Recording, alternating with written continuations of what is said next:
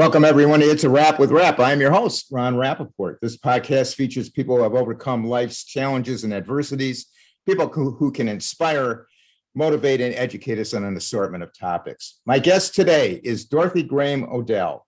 Dorothy is here today to share her incredible journey to a life without limits. She has authored the book, The Overcomer, Facing Challenges with Faith and Courage. Dorothy will talk to us about her being bullied in school, having low self-esteem and self-worth, overcoming an abusive relationship, and family tragedies and trauma.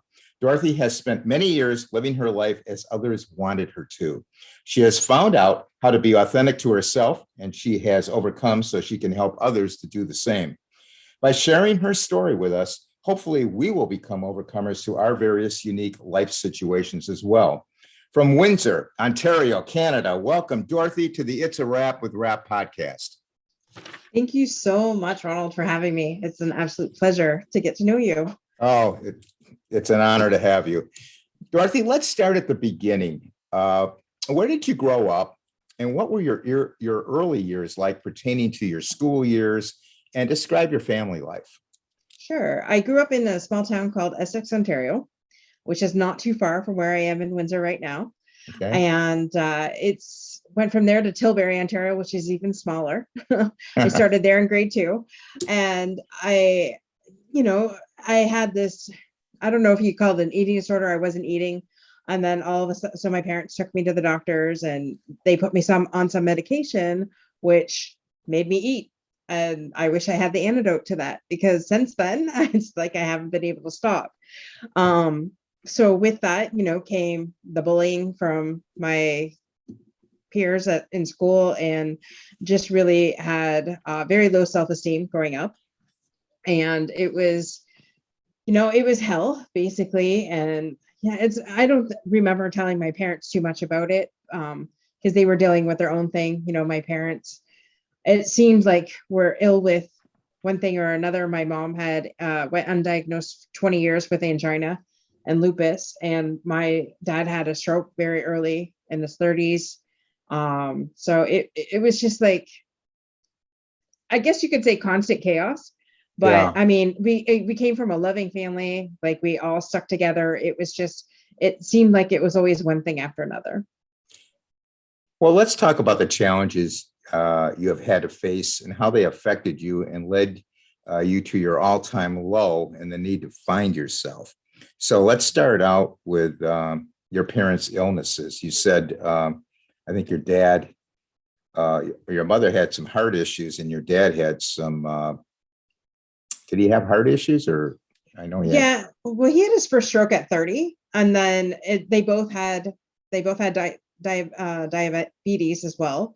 So, and my mom would be tired, couldn't figure out why she was always so tired. She'd come home from work and be on the couch and just really didn't have the energy. Come to find out later that it was, a heart condition that led her to that. And it's really weird. She has like an extra ventricle in her heart.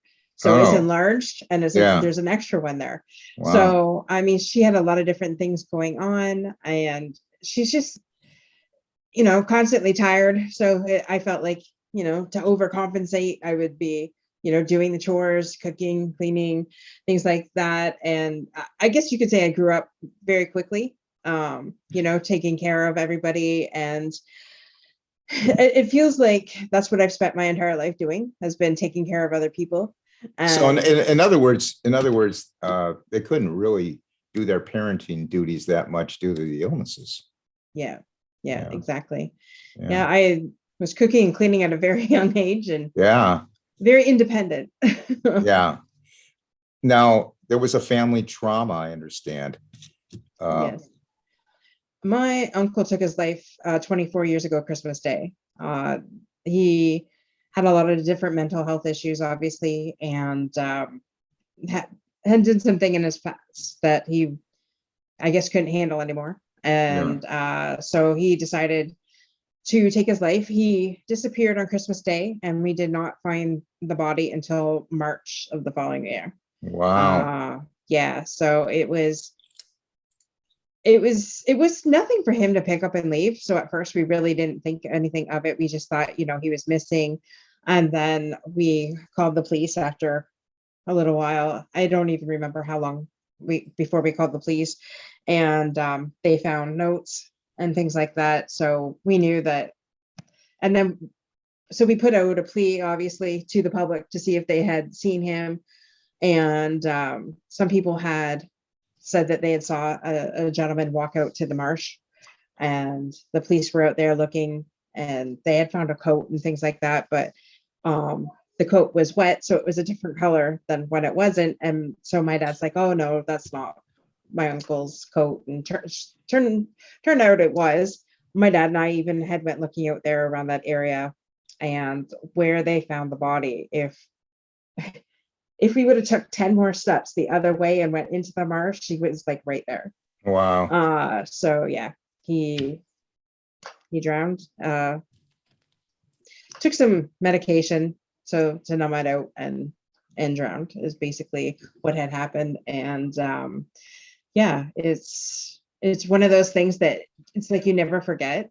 And for a long time, it devastated our family. Like it was one of those things where at first we really didn't talk about it, because we were afraid to talk about it. But back then my grandparents were still alive, and my grandfather was completely devastated. And losing a child that way, obviously, does something to them. So yeah, and that's why part of why I do this is to end the stigma of, keeping quiet. Because we all, I'm sure at one point or another, have had thoughts of, maybe life would be better without me at certain points. Yeah. So, yeah. Can you talk about, among the illnesses and the trauma, the eating disorder, there was an abusive relationship. Can you talk about that challenge? Yeah, sure. So, I didn't date until I was 25 years old. And my dad kind of was joking and said, oh, you can't date until you're 21. And it's not like anybody wanted to be friends with the overweight girl anyways, or that's how it portrayed it to be. So I fell for the first sunsucker that said, hey, I love you, and because, having that low self-esteem, thinking that you can't get any better and things like that. And so at first it was like slowly controlling, and it was slowly, with, basically his moods would basically how I would react or act to different things. And, thinking, hey, this is the first guy that's really taken an interest to me. I'll do everything in my power to keep him happy, because that's what people with low self-esteem do, right? Right. And so yeah, I allowed myself to be in that relationship for 4 years, and it was I ended up moving in with him. Not, I guess, well, wait a minute. We were together for a little while, and then we broke up, and then I went back. Stupid me went back, and then we moved in together. And that was, yeah, it was just like, as soon as I moved in, it was like completely, again, different. And then, trying to control you, trying to change you. I couldn't, if heaven forbid, if I changed my mind, then, I was just a piece of crap for changing my mind, all the way to, and then they make you think that it's your fault. Well, if you would have done this, then, I wouldn't have said that, or I wouldn't have snapped that, and made you feel that you couldn't, if you left, it's not like you were gonna get anybody else or things like that. So it was one of those situations where it was, I didn't really even know where to turn at certain points. The funny thing is, we had some friends that were couples, and I had never experienced that. I had certain friends, but I didn't have couple friends. And I loved his parents and his sisters, like they were amazing. So I had that part of it. So I thought, well, maybe it's not so bad. Maybe it's just all me. So, I played that game back and forth until I'm like, clearly this just isn't me. And I gave it my all. And, and I'm not saying I was perfect. I take responsibility for some of the things that didn't work out, but honestly, looking back now, I'm just like, why did I stay so long? Yeah. And it's funny because I was working two jobs to support us. Had been laid off, and even bringing up the thought of him even going to look for another job, he would just get enraged. And his dad tried to talk him into going to look for something else, and then he would snap at his dad. And so finally, I got so fed up. I was basically surviving on 4 hours sleep a night between both jobs, and it was insane. And having to walk on eggshells, right? And walking that, yeah, exactly, Yeah. and having to walk on Yeah. eggshells. And then I lost my job. I lost the main job. The plant had closed, and so then I was no good to him anymore. So then Right. it turned into like a silent treatment. So for the last month of our relationship, it's like you could have put you could have put the great divide between us, and and we barely talked the last month until finally I said, what's your problem? Like, what did I do now? Yeah. Why are you not talking to me? Oh, I'm not happy. I want you to leave. I'm like, seriously? Now, what he Well, didn't realize is I was waiting till after Christmas. I had planned to leave, but I was going to wait till after Christmas because he had a son. So I was just like, okay, I'm not going to do this to his son like a month before Christmas. But November 3rd is my freedom date, and it's I your celebrate Independence it. Day. It's my Independence Day. Yeah. And it's funny because that date comes around each year, and I'm like, yay! Even though I'm happily married now, but that day comes around, it's like, yay! It's like I got rid of the garbage. With all the illnesses, the trauma, the eating disorder, the low self-esteem, the abusive relationship, did that lead to a lot of loneliness on your part? Oh, absolutely. I grew up quite a bit introvert and lonely, and that is part of why I decided to come clean.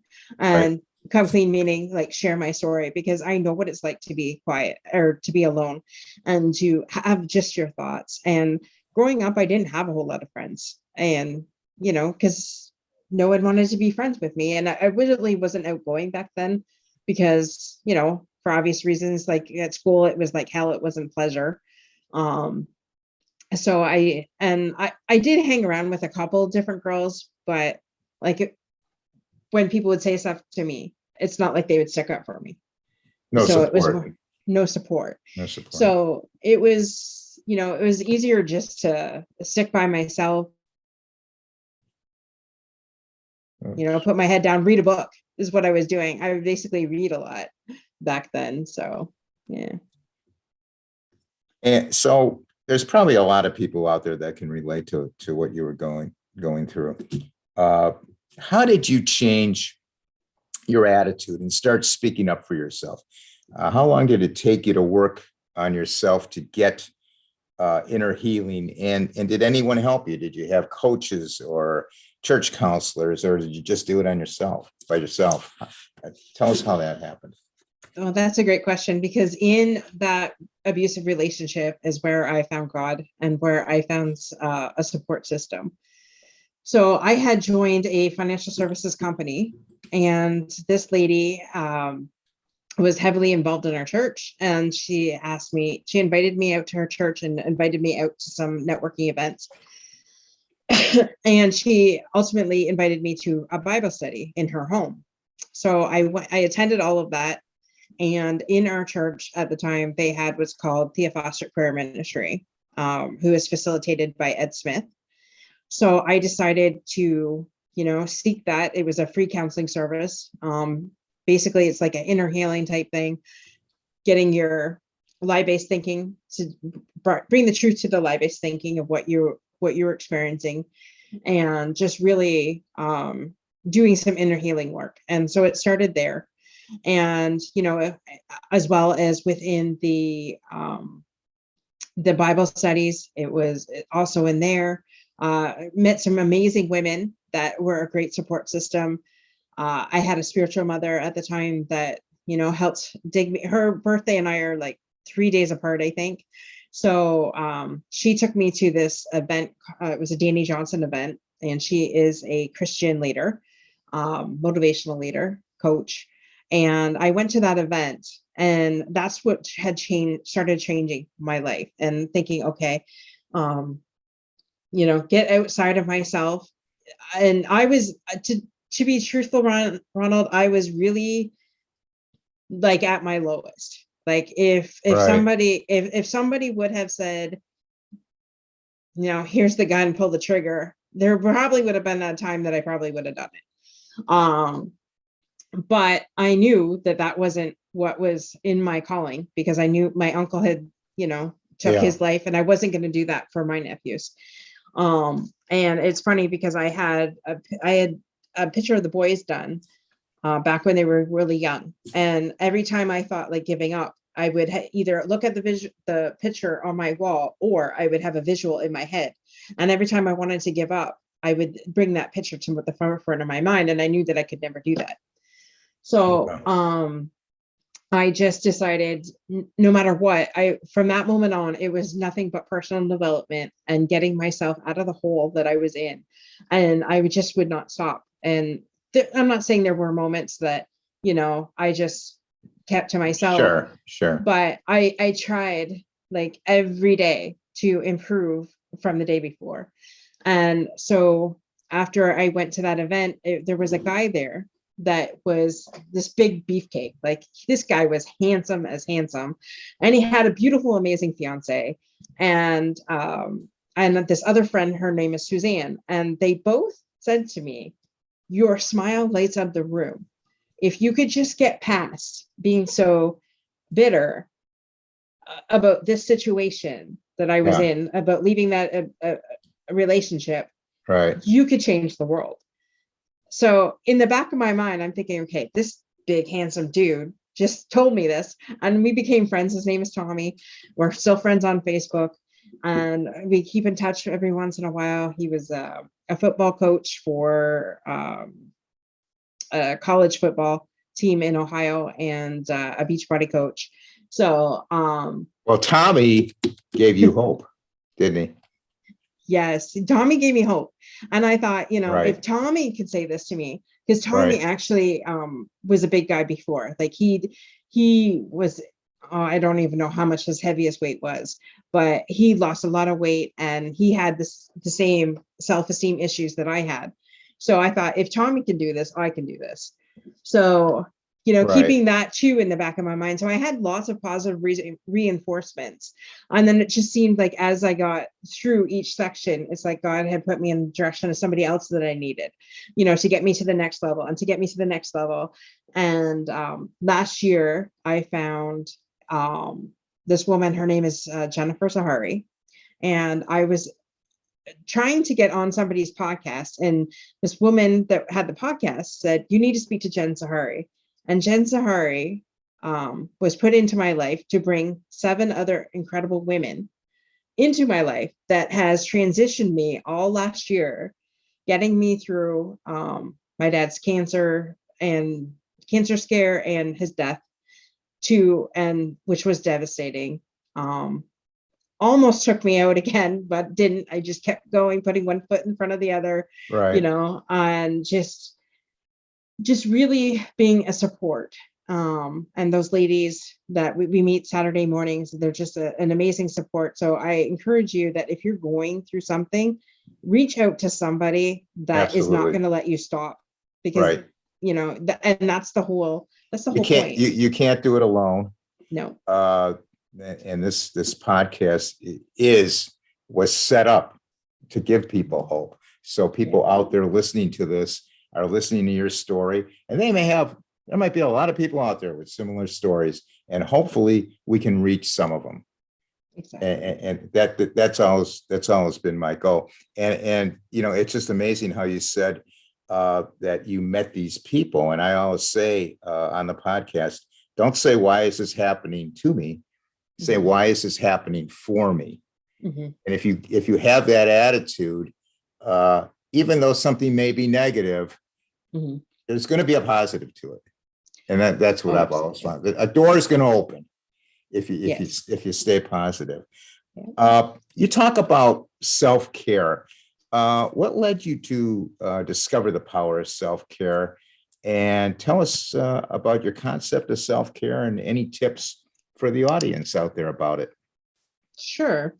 So basically, as you can tell from my life story that I've shared so far, my life has always been about caring for others and putting everybody else before myself. Yeah. And I've always done that until my dad was diagnosed with cancer 3 years ago. And where he was having his treatments, we were the family was allowed a counselor if they so choose. And I thought, okay, I've been through a lot in my life. I've gotten myself out of every hole that I've ever gotten into. But I felt like this, my dad was my hero and my dad was my go-to. If I needed anything, I called my dad. On my way home every day from work, I would call my dad. Like my dad was my sounding board. And I had just gotten engaged and then he got cancer. And of course, getting married late in life, the only thing I really wanted was to make sure that my family was around me and especially to have my dad give me away. So I decided to take advantage of the counselor that was at the cancer clinic. And one of the first questions she asked me is, what is your self-care like? And I laughed at her and I said, what are you talking about? I don't have time. What's that? I'm just newly engaged. I'm trying to plan a wedding. My dad just got diagnosed with cancer. Work is like horrendously busy and stressful as heck. So I don't have time for self-care. Plus I have a stepson too that I was helping at the time, like when he was here, I was helping with his care. I'm like, I just don't have it. I take care of the house myself. This, I don't have it. She goes, well, you're going to have to find time or you're going to be dead within a year because you are on all full cylinders. And then, you just got this news. And really, how can you help your dad get through this if you yourself are burnt out? Right. So I had like a session a week with her until unfortunately she was moved to a different hospital. So I lost my sounding board, but she did give me, excuse me, a bunch of tools. And those tools were basically, meditation and finding time for yourself and just really, if you can't find an hour in your day for yourself, then you really have more problems than what you really thought. Yeah. And, just driving home those things. And, when you get into that pit of anxiety or depression, because they're going to hit no matter what, like life always so throws you something. Yeah. So we're human. be prepared for it. Right. Yeah. Right. So for myself, so I've become like the world's biggest self-care advocate because, I went from having nothing to forcing myself to have at least an hour a day for myself. Okay. So for me, I get up. Yes, I do get up early. I get up at 4. I do some kind of workout.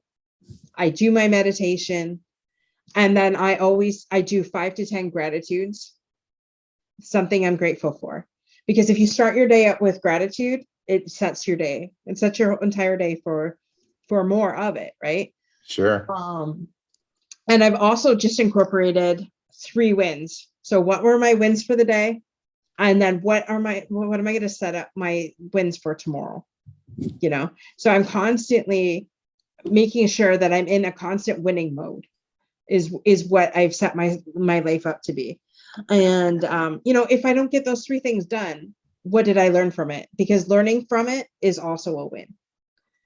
So constantly looking at your life as a win instead of like, oh crap, here we go again. Right. Positivity. Absolutely. And, Ron, a couple of years ago, my husband's like, well, what do you want to do for your birthday? I'm like, I want a giant water balloon fight.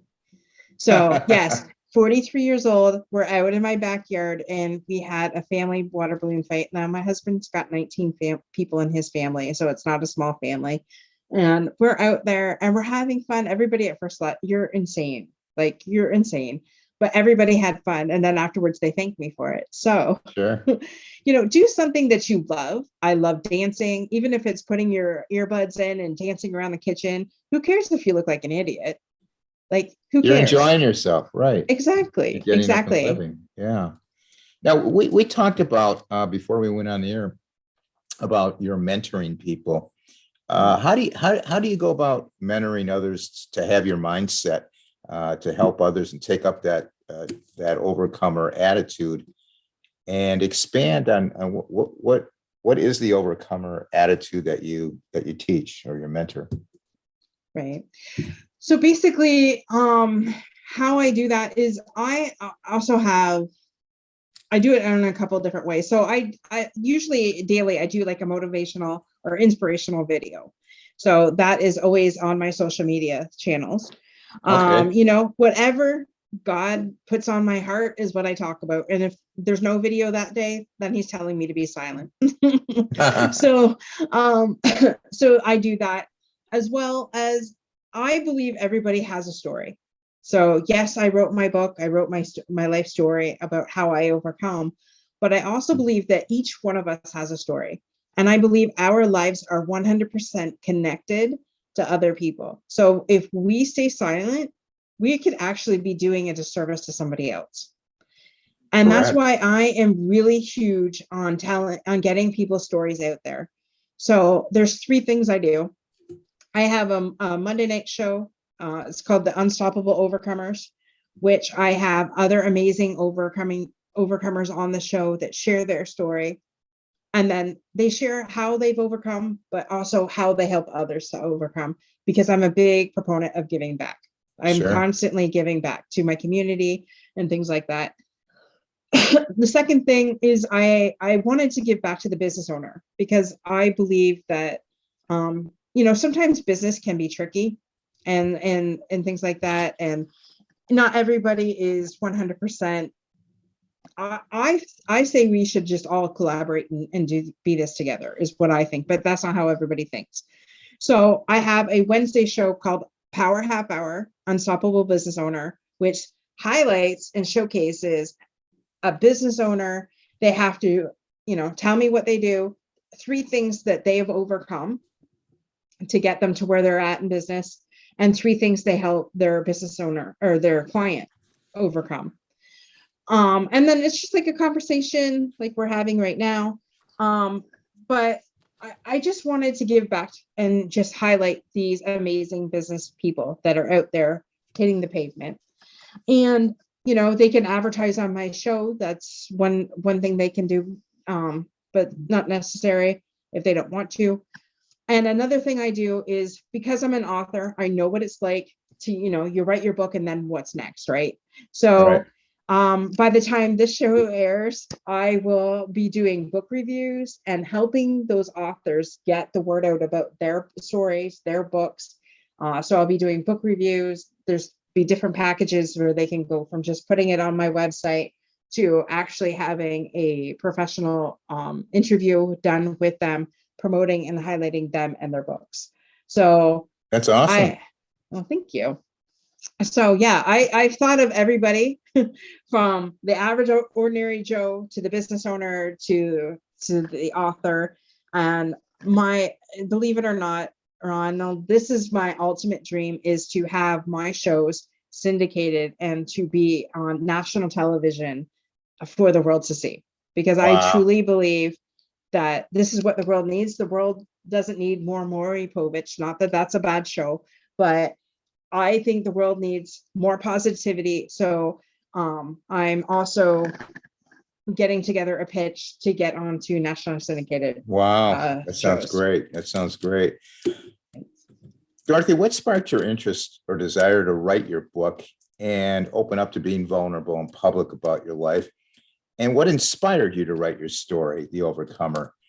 And was it hard for you to write it, or did it just spew out, or with no problem, or was it hard? How did that go? Sure. So basically, you nailed it when you said, did my life feel alone back when I was growing up? And absolutely. And even as an adult, it was lonely. Like, I took 10 years of my life after leaving that abusive relationship to really find who I was again. Yes, I wanted to be married, but I also wanted to make sure that I didn't spew anything that I had left over onto, a future husband. So I had been just randomly talking to a friend, and I said, I should write my life story. And she says, you absolutely should. And I'm like, but who's going to read it? And so God had been on me for 5 years to write this book. So, and I wanted to write it because I wanted people to know that they were not alone in their circumstances, and that there was somebody else that had gone through it. And if I could go through it, so could they. And so the pandemic hit. And so God's like, okay, girl, you've got an extra hour. You don't have to drive to work anymore. So it was actually in 3 months, the book was written. And it wasn't really, it was more like a therapy. Because I had went back through some journals when I journal a lot, but normally I never go back. I don't believe in looking at the past. I believe in just going forward. So for me to look in my journals is very rare that I do that. And I don't know. I think it's because my dad always said, if we forget something, I'm never turning back. If he hated going back when we were driving. So I think I had that stuck in my mind is quick, don't go back, just go forward. And so it was therapeutic, getting all that out there. Like I talk about my abusive relationship. I talk a little bit about my uncle. I talk about my parents and their illnesses. I talk about meeting my husband. So Dorothy, this sounds like it was pretty cathartic. Yeah, absolutely. Okay. Absolutely. Yeah. That's great. And also to put a positive spin on it, because if I can find happiness, anybody can find happiness, really. How did your family react to the book? I mean, they're in the book, so what was their reaction to this? Well, to tell you the truth, I really didn't even tell them I was writing it until it was already written. Oh, really? And then my editor's like, you really got to talk to your parents, because I went into in depth when my mom had her heart surgery. Yeah. And she's like, just so that, your mom can't come back on you, you really got to tell her. And I was like, okay. So my parents were like, okay. And I said, do I have your permission? Because I had to get them to sign off on some things. And my mom, I said, I'm doing it to help others. So then that was the censure. My parents were like, yeah, okay, fine. As long as it will help somebody else, then I guess then that's it. That's a good line, Dorothy. You can't lose with that line. Dorothy, is there another book in the works? I look at you and I see a lot of energy. Is there another book in the works? Yes, as a matter of fact, it's funny that you say that, because not too many people know, but I do have what's called the Overcomer Playbook coming out. Right now it's at the editors, getting just like the design and the cover and all that. So I hope to have that out very soon. Okay. By the time this hits, it will probably be out. All right. The book is a reflection of your life experiences. What do you hope the readers take away from reading the book? I hope that they take that no matter what, not to give up. Okay. And that they are never alone in their circumstance, and to keep going. Like, just keep putting one foot in front of the other. There were days, honestly, Ronald, I can tell you that I would have to breathe deeply every minute until I went to bed. But then when I woke up, it was better the next morning. Every time I woke up, it seemed like, I woke up with a solution, and just pray your way through it, because, nothing happens without him. Absolutely. Absolutely. Where can people buy the book? You can definitely get it on Amazon or on my website, unstoppableovercomers.com. Okay. And we're going to put this information in the podcast notes for everybody out there. You offer the Overcomer Academy. Can you tell us about that? What's involved with it? What are the things offered? And I'm assuming it's virtual. Yes. Well, that's funny that you asked that, because so the Academy, in how God's vision was, it was supposed to be in a school, and it was supposed to help the homeless. It was supposed to help women that have been abused. It was supposed to be some kind of, financial services, help for people who needed it. It was supposed to be basically anything that you could need help for. It was supposed to be all in this one place. Well, God has expanded it to be more like a virtual thing, because it's what I'm doing now is not really inside of a school. What I'm doing is too big to be inside of a school. So Right. it's like I'm involved with the homelessness in my community. I'm involved with cancer, different cancer organizations. I'm helping a friend with a fundraiser for LLS, but I'm also planning on having a golf tournament in my dad's honor closer to October. So I'm doing that. Plus, I'm also working with veterans. On my show, we've had several different veterans and first responders, and they are huge in my heart, because I mean, a lot of my family members have either gone through cadets or through the armed forces, or a combination of both. And I always, my heart is always with them and their families. So my mission is to get their mission to be number one. So we're actually working right now with a veteran and his organization called Camaraderie Rescue Mission Coffee Exchange. So we are also selling coffee, and half the proceeds go back to helping a veteran. And then the other half goes to us so that we could, enhance the show and do things like that. But yes, so we're doing that, and there's going to be more added, working with abused women and things like that will come. As I expand, and we're working with another first responder who will be on the show in a couple weeks, build his organization, and his organization is huge, and he is going to be dealing with fellow police officers. So we're going to be working with him, getting helping people to overcome PTSD. Is basically every one of those episodes is the common denominator is helping with PTSD and mental health issues, because there is a lot of that going on right now, especially with the pandemic and things like that has happened. Right. So let's get them the help they need so that we can help others as well, is basically the gist of it. So Dorothy, you're doing a lot, and when you say us and we, do you have some help, or are you doing this all by your lonesome? I do have a business partner, Kimberly Genovese, and Okay. so she and her and I are like kind of we're a force to be reckoned with. If you think I have energy, she has just about as much energy. Because I was getting a little worried. I mean, you may need a little more self-care if you're doing this all by yourself. No. I have an amazing business partner that helps me and keeps me on track. Okay, good. Yeah, because I do have a full-time job too, but oh wow. Yeah, I'm hoping that things start turning around and I can just focus on what I need to focus on instead of the job. Dorothy, what excites you going forward with your work? What excites you the most?